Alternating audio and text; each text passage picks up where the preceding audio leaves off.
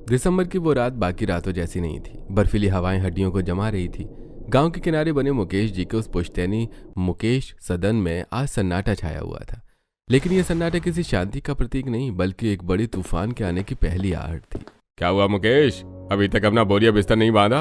हमने तो सुना था मुकेश अपनी जुबान का पक्का है, फिर खाली हाथ जाने में इतनी देर क्यों है?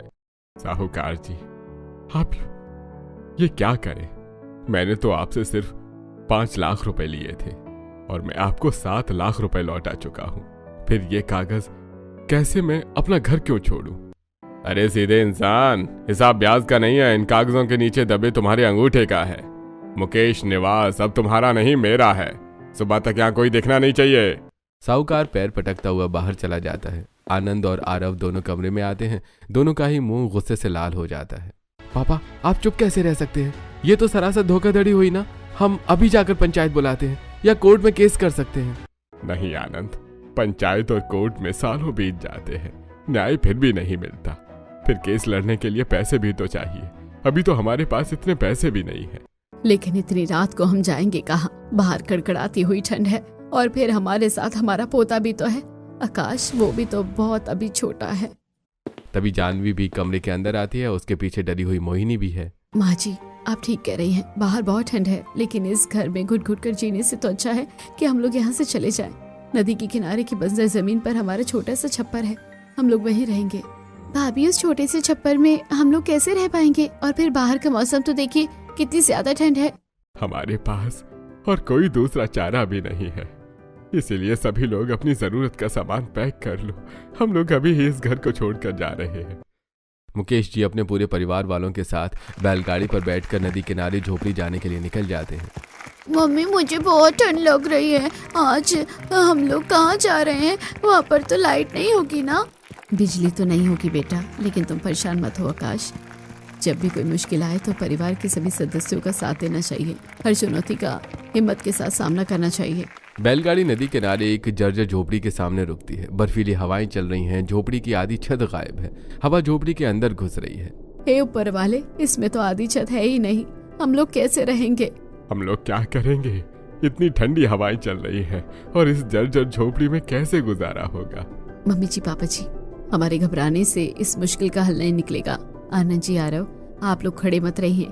वो बैलगाड़ी के ऊपर जो तिरपाल ढका हुआ है उसे निकाल कर ले आइए। लेकिन भाभी, रात के अंधेरे में इतना सारा काम कैसे होगा? होगा, और हमें करना ही होगा अब, क्योंकि हमारे पास और कोई दूसरा रास्ता भी नहीं है। अगर हम लोगों ने इस प्रॉब्लम का कोई सोल्यूशन नहीं निकाला तो हमारे परिवार वाले कहाँ जाएंगे? आरव और आनंद तिरपाल और रस्सी लेकर आते हैं। जानवी ने हाथ में एक लंबी लकड़ी ली और छत के टूटे हिस्से की ओर इशारा किया। लेकिन भाभी, सिर्फ तिरपाल से क्या होगा? हवा तो नीचे से अंदर आएगी ना। ये तुम सही कह रही हो। तिरपाल तो हमने डाल दिया, लेकिन अगर तेज हवा चली तो ये गिर जाएगा। हमें इसे सहारा देने के लिए मजबूत बांस चाहिए। लेकिन बांस इतनी रात में मिलेंगे कहाँ? और काटने के लिए हमारे पास कुल्हाड़ी भी तो छोटी सी है। नदी के उस मोड़ पर जहाँ ढलान है वहाँ बहुत ऊंचे और सूखे बांसों का झुंड है।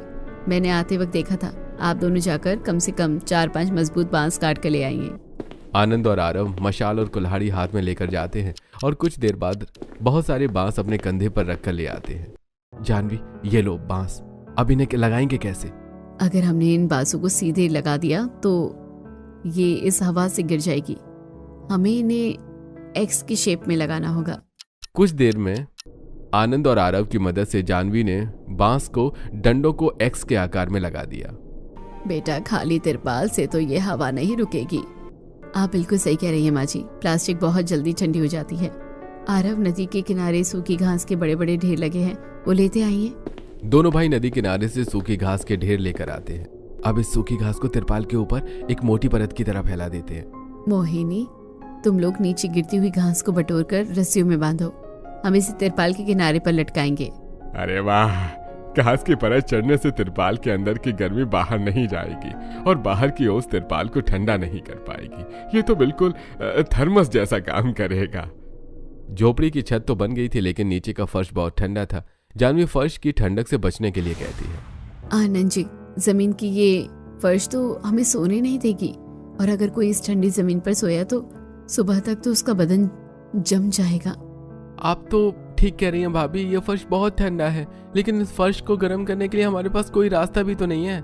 हम इस जमीन को गर्म करने के लिए कुदरत चीजों का सहारा लेंगे। आरव, तुम और आनंद जी जाकर सूखी घास और कुछ रेत लेकर आओ। सूखी घास जमीन की नमी को सोख लेगी। आनंद और आरव दोनों ही जल्दी से चले जाते हैं सूखी घास और रेत लेने के लिए। जब तक घर में जानवी, मोहिनी और ममता जी मिलकर पुरानी जूट की बोरियां थीं जिन पर वो सामान लेकर आई थी, 4-5 बोरियों को जोड़कर दरी बना लेती हैं। तब तक दोनों भाई रेत और सूखी हुई घास लेकर आते हैं। आनंद जी, इन बोरियों के ऊपर रेत की एक मोटी परत बराबर फैला दीजिए। इसमें नीचे की नमी ऊपर नहीं आएगी। मम्मी, आप पापा से रेत जमीन पर फैलाने को कह रहे हैं। हम लोग अगर रेत पर सोएंगे तो वो चुभेगी नहीं। अरे काश, अभी पूरा काम नहीं हुआ है, तुम तो अभी से घबरा गए। मोहिनी, चलो मेरे साथ बाहर से वो सूखी घास का ढेर लेकर आते हैं। मोहिनी और जानवी दोनों बाहर से घास के ढेर उठाकर लाती हैं। जानवी खुद सूखी हुई घास की एक बहुत गद्देदार परत रेत के ऊपर बिछा देती है। देखा बेटा, काश तेरी मम्मी ने कैसे सूखी हुई घास का गड्ढा बना दिया। इन घासों के तिनकों के बीच जो हवा फंसी रहती है वो बाहर की ठंड को अंदर नहीं आने देगी। ये एक कुदरती गद्दे जैसा काम करेगा। अरे वाह, रेत की गर्माहट और घास का कुशन। जानवी, तुम्हारा दिमाग तो किसी इंजीनियर से कम नहीं है। आकाश घबराते हुए अपना कदम बढ़ाता है और गद्दे के ऊपर रखता है। पैर रखते ही उसकी घबराहट खुशी में बदल जाती है। अरे वाह मम्मी, ये तो सच में बहुत गर्म है और गुलगुल भी। ये गद्दा तो हमारे घर वाले गद्दे से भी गर्म और गुलगुला है। सच में बहू, आज तुमने साबित कर दिया कि घर सिर्फ ईंट और पत्थर से नहीं बल्कि इंसान की अकल से बनते हैं। आज तुम सबकी मेहनत की वजह से अब हम सिर ढककर आराम से सो सकते हैं। आसमान में अभी सही से उजाला भी नहीं हुआ था कि जानवी की आंख खुल गई। उसने देखा कि घर के बाकी सारे सदस्य ठंड की वजह से एक दूसरे से चिपक कर सो रहे हैं। जानवी ने अपनी पुरानी शॉल ओढ़ी और झोपड़ी से बाहर निकली। बाहर निकलते ही ठंडी हवाएं उसका स्वागत करती हैं। उफ, कितनी ठंड है। अगर सूरज निकलने तक आग और गर्म पानी का इंतजाम नहीं हुआ तो बाबूजी और माँ जी की तो तबीयत ही खराब हो जाएगी। पर कैसे करूंगी, यहाँ पर तो चूल्हा भी नहीं है। तभी उसकी नजर नदी के किनारे पड़ती है। वहां ढेरों चपटे हुए पत्थर पड़े हैं। उन पत्थरों को देखकर जानवी के दिमाग में नया जुगाड़ सूझा। जानवी ने मोहिनी को जगाया। मोहिनी सर्दी की वजह से कपकपाते हुए बाहर आती है। भाभी, इतनी सुबह पानी तो हाथ लगाने लायक भी नहीं है। हम चूल्हा कैसे बनाएंगे? ईंटें भी तो नहीं है। मोहिनी, अगर ईंटों का इंतजार करेंगे तो भूखे ही मर जाएंगे। वो देखो, नदी किनारे चपटे पत्थर पड़े हैं। अंदर जाकर अपने दोनों भाइयों को जगा कर ले आओ। वो हमें चपटे पत्थर लाकर देंगे तो हम उनसे चूल्हा बना लेंगे। मोहिनी अपने दोनों भाइयों को जाकर उठाती है। आनंद और आरव नींद भरी आंखों से बाहर उठकर आते हैं। क्या हो गया जानवी, सुबह सुबह इतनी सर्दी में क्यों उठा दिया? आप लोगों को अभी इतनी ठंड लग रही है तो सोचिए माँ और बाबूजी को कितनी ठंड लगेगी जब सुबह उन्हें चाय नहीं मिलेगी, गर्म पानी नहीं मिलेगा। इसलिए उठाया है कि वो जो नदी के किनारे चपटे पत्थर पड़े हैं ना, वो मुझे लाकर दे दीजिए जिससे मैं चूल्हा बना सकूं। आनंद आरव नदी के किनारे से चपटे हुए पत्थर लाकर दे देते हैं। भाभी, ये पत्थर तो आ गए, लेकिन इन पत्थरों से चूल्हा कैसे बनेगा? इन्हीं पत्थरों से चूल्हा बनेगा। बस जो मैं कहूँ वो करते जाओ। आनंद जी, आप इस रेतीली जमीन पर एक छोटा गड्ढा खोदिए। आरव, तुम नदी की गीली मिट्टी और राख ले आओ। जानवी ने सबसे पहले एक चपटा हुआ पत्थर नीचे रखा जो चूल्हे का बेस बनेगा। इसलिए कि जमीन के गीलेपन की वजह से आग जलने में मुश्किल होगी। नीचे लगे हुए पत्थर की वजह से जमीन चाहे जितनी भी नम हो, चूल्हा जलने में मुश्किल नहीं होगी। जानवी ने नीचे वाले पत्थर के ऊपर 3 चपटे पत्थरों को खड़ा किया। उसने उन्हें इस तरह जोड़ा कि वो ऊपर से देखने पर एक ट्रायंगल की तरह लग रहे थे। पत्थरों के बीच की दरारों को भरने के लिए नदी की गीली मिट्टी और राख का लेप लगा दिया। भाभी, शुरू में तो मुझे लग रहा था कि आपका ये पत्थर से चूल्हा बनाने वाला आइडिया फेल हो जाएगा, लेकिन आप तो कामयाब हो गई और चूल्हा बनकर तैयार भी हो गया। चूल्हा तैयार है और आग जल चुकी है। अब चाय बनानी है, लेकिन पतीला नहीं है। बहू, चाय के लिए पतीला तो है नहीं, मिट्टी की हांडियां तो अभी खाली ही है। माँ जी, आप उदास मत होइए। पतीला ये बांस का बनेगा। आनंद जी, इस बांस के बीच एक छेद कर दीजिए ताकि मैं इसमें लकड़ी फंसा कर इसे उठा सकूं। जानवी ने बांस के उस पाइप को नदी का साफ पानी भरा। उसमें उसने लेमन ग्रास और तुलसी की पत्तियां डाली। उसने बांस को तिरछा करके सीधे उस चूल्हे की आंच पर टिका दिया। मम्मी, बांस क्यों नहीं जल रहा? लकड़ी तो आग में जल जाती है। बेटा, जब तक बांस के अंदर पानी है वो खुद नहीं जलेगा। पानी बांस की सारी गर्मी सोख लेगा। इसे कुदरत केतली कहते हैं। चाय तो पी ली, लेकिन खाने क्या खाएंगे? हमारे पास तो थोड़ा सा आटा और चावल ही है। सब्जी का तो कोई नामो निशान ही नहीं है। अजी, हम लोग जंगल में हैं और जंगल में सब्जियां ना मिले ये तो नामुमकिन सा है। मैं और मोहिनी अभी बाहर जाकर देखते हैं, कोई ना कोई सब्जी तो मिल ही जाएगी। जानवी और मोहिनी दोनों एक साथ नदी के किनारे सब्जी ढूंढने के लिए निकल जाती हैं। तभी जानवी मोहिनी को बुलाते हुए कहती है, मोहिनी वो देखो, नदी के उस पार रेतीले हिस्से में अरबी के कितने बड़े और ताजे पत्ते खिले हुए हैं। सर्दी की ओस ने तो उन्हें और भी नरम बना दिया है। भाभी, हम अरबी के पत्ते तो ले आएंगे, लेकिन अरबी के पत्तों के लिए जो बेसन जरूरी होता है, बिना बेसन के अरबी के पत्ते कैसे बनेंगे? तुम ठीक कह रही हो, बेसन बहुत जरूरी है अरबी के पत्तों के लिए, लेकिन आज तो बेसन नहीं है। कल हम जो चावल लेकर आए थे, मैंने उस चावल को नदी के पानी से अच्छे से धोकर भिगो दिया था। आज हम बेसन की जगह उसी चावल के पेस्ट को यूज करेंगे। मोहिनी और जानवी नदी के किनारे से अरबी के पत्ते लेकर आती हैं और घर में चावल भी भीगे हुए थे, लेकिन उन्हें पीसने के लिए सिलबट्टा नहीं था। भाभी, अब ये सब चावल तो अरबी के पत्तों में लगेंगे नहीं, और यहाँ पर हमारे पास सिलबट्टा भी नहीं है, तो इन चावलों को कैसे पीसेंगे? अरे आरव, परेशान क्यों होते हो? हम लोग नदी के किनारे हैं, यहाँ पर हर कोने पत्थर ही पत्थर है, और जहाँ पत्थर है वहाँ सिलबट्टे की क्या जरूरत है? देखो, वो नदी के पास एक बड़ा सा चपटा पत्थर रखा है ना, उसे लेते आओ। जानवी ने उस चपटे पत्थर को नदी की रेत से घिसकर साफ किया, फिर उस पर भीगे हुए चावल रखे। गोल पत्थर को हथेली से दबाते हुए उसने चावलों को पीसना शुरू कर दिया। उसमें उसने जंगल से लाई हुई हरी मिर्च और थोड़ी सी सूखी खटाई भी पीस ली। अरे बहू, चावल तो तुमने पीस लिए, लेकिन अब इन्हें बनाएंगी कैसे? हमारे पास तो जो कढ़ाई है वो बहुत छोटी है, और ना ही कोई जाली वाला स्टैंड है। माँ, आप क्यों घबराती हैं? आपकी जुगाड़ू बहू है ना, फिर से कोई ना कोई जुगाड़ लगा लेगी। अरे आनंद भैया, आप भाभी का मजाक क्यों उड़ा रहे हो? उन्होंने अभी तक जितने भी जुगाड़ किए हैं वो सब हमारे लिए अच्छे साबित हुए हैं। वो इस मुश्किल का भी कोई ना कोई हल निकाल ही लेगी। आज आप भी इस टीम का असली मजा लेंगे। आरव, तुम उस दिन बांस की छोटी छोटी लकड़ियां लाए थे ना, उन्हें अंदर से लेकर आ जाओ। चूल्हे पर मिट्टी की हांडी में पानी उबल रहा था। जानवी ने अरवी के पत्तों पर चावल का लेप लगाया और उन्हें रोल करके छोटा छोटा काट लिया। जानवी ने बांस की स्टिक्स को हांडी के ऊपर एक्स के शेप में फंसा दिया, जिससे हांडी के ऊपर जाली बन गई। उसने उन स्टिक्स के ऊपर अरबी के पत्तों के रोल रखे और ऊपर से एक बड़े पत्ते से ढक दिया। अरे वाह मम्मी, ये तो बिना स्टैंड के ही बन गई। इसी तरह जुगाड़ करते करते कुछ समय बीतता है और एक दिन घर के सभी लोग एक साथ बैठकर कुछ बातें करते हैं। मुझे फिक्र हो रही है, 1 महीने बाद हमारे छोटे बेटे आरव की शादी की तारीख तय हुई थी। अब इन हालातों में शादी कैसे होगी? आप सही कह रहे हैं जी, इन हालातों में नई दुल्हन को कैसे ला सकते हैं? माँ, बाबूजी, आप दोनों टेंशन मत लीजिए। जिस तारीख को आरव की शादी तय हुई थी, उसी तारीख में आरव की शादी होगी। हम सब मिलकर इस झोपड़ी को एक अच्छा घर बनाएंगे।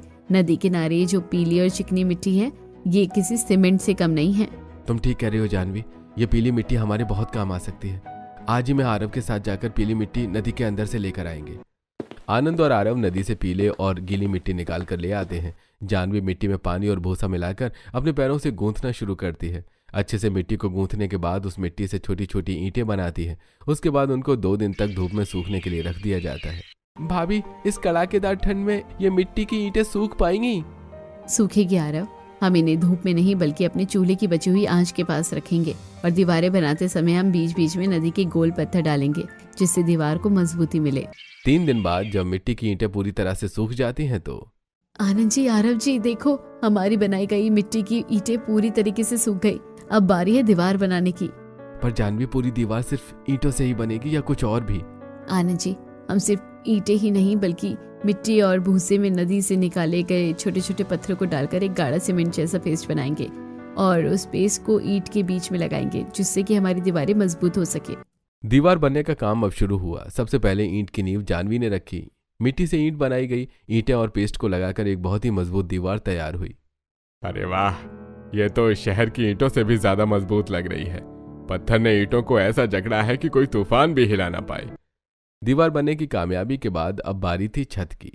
बाबूजी, अब हमें छत बनानी है, पर सिर्फ तिरपाल नहीं, इस बार हम छानी बनाएंगे। इससे सर्दी में घर भी गर्म रहेगा और देखने में भी सुंदर लगेगा। छानी कैसे जानवी? बांस के सिवा तो कुछ है नहीं। छानी के लिए तो बहुत सारी सूखी हुई घास, सरपत और पुआल चाहिए होगी।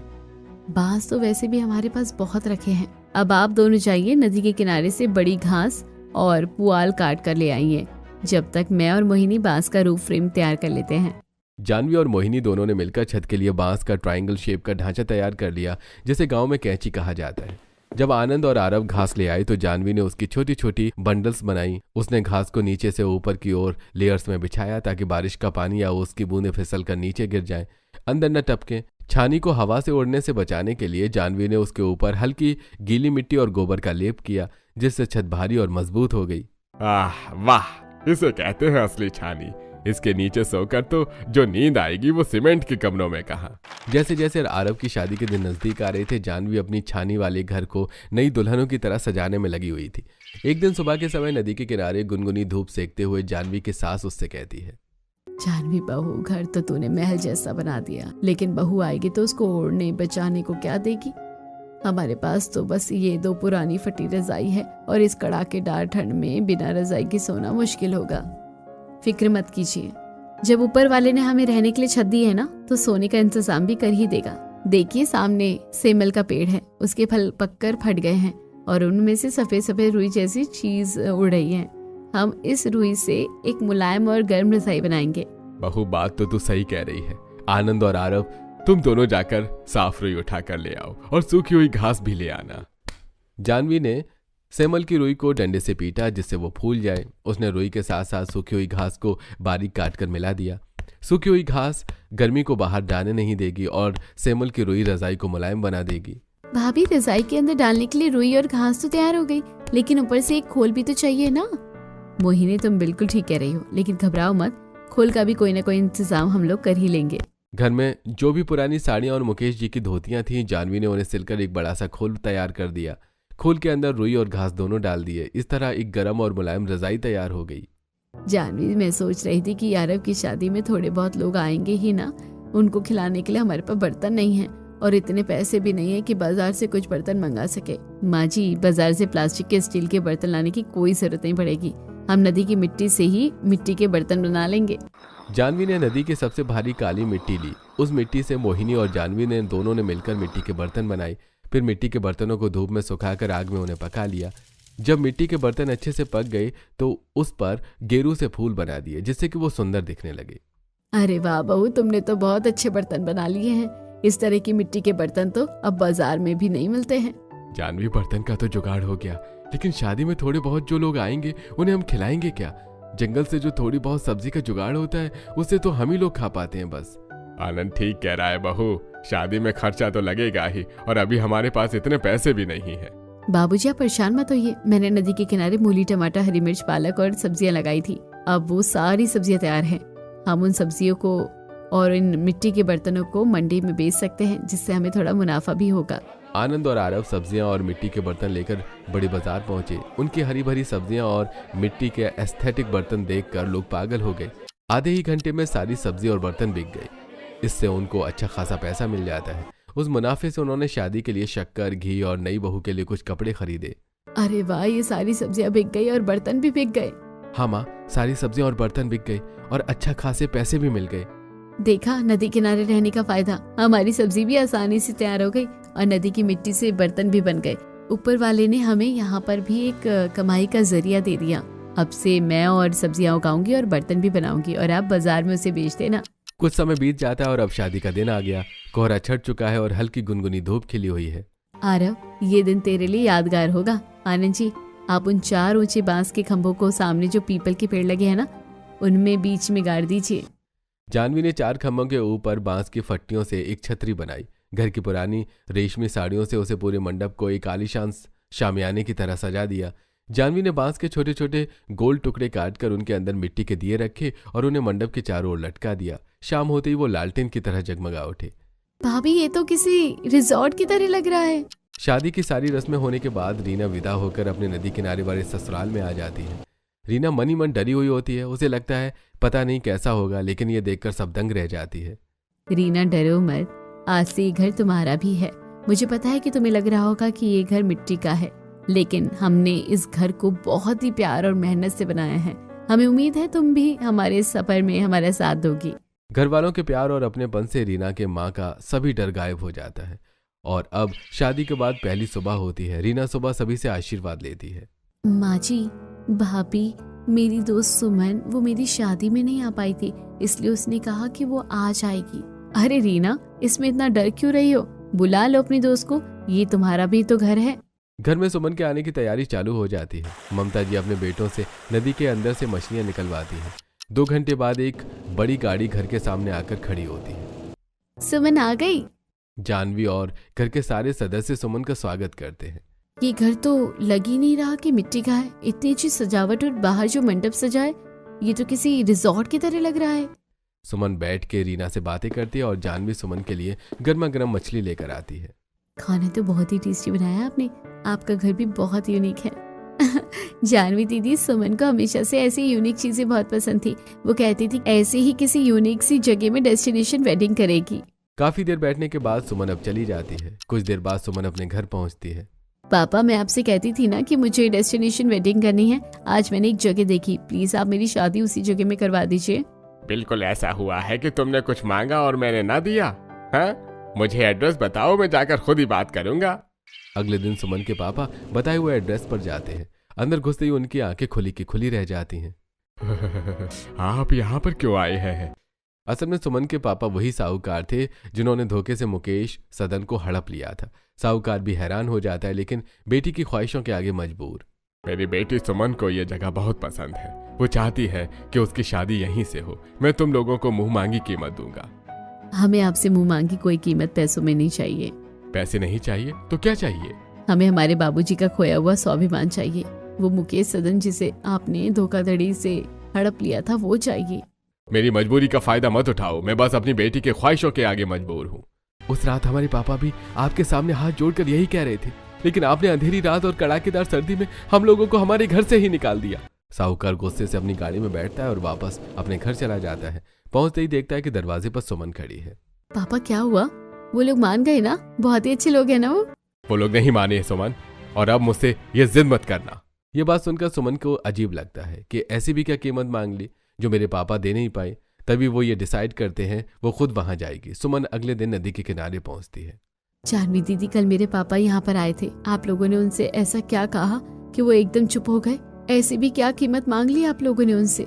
जानवी सुमन को सारा सच बताती है कि कैसे उसके पापा ने मुकेश सदन को धोखे से हड़प लिया था। सुमन ये जानने के बाद टूट सी जाती है। अपने पापा की तरफ से मैं आप सभी लोगों से माफी मांगती हूँ। मैं आप लोगों से वादा करती हूँ कि आपके घर के कागज आप लोगों को लाकर दूंगी। सुमन घर जाकर अपने पापा से पूछती है मुकेश सदन के कागज कहाँ रखें, और वापस लाकर मुकेश जी को दे देती है। कुछ महीनों बाद उसी नदी के किनारे से सुमन की शादी होती है। सुमन, तुम्हें शादी की बधाई हो। मैं आज बहुत खुश हूँ। मैंने हमेशा सोचा था कि डेस्टिनेशन वेडिंग करूंगी, और आप सभी की मेहनत की वजह से मेरा ये सपना सच हुआ। Thank you so much. Suman की शादी के बाद साहूकार भी मुकेश जी से माफी मांगता है। मुकेश जी, मैं अपनी दौलत के नशे में अंधा हो गया था, पर ऊपर वाला हमेशा न्याय करता है। आज पूरे दिल से आपसे अपनी गलती की माफी मांगता हूँ। मुझे माफ कर दीजिए। अरे आपको आपकी गलती का एहसास हो गया, यही बहुत है। मैंने आपको माफ कर दिया। नदी का वो रेतीली जमीन आज जानवी के हुनर की गवाह थी। ताज़ा सब्जियों और मिट्टी के बर्तनों के काम ने परिवार की झोली खुशियों और सम्मान से भर दी है। शहर के मकान के कागजात हाथ में होने के बाद भी उन्होंने अपनी मिट्टी की इस जन्नत को नहीं छोड़ा, क्योंकि उनके लिए असली सुकून इसी जुगाड़ वाले घर में था।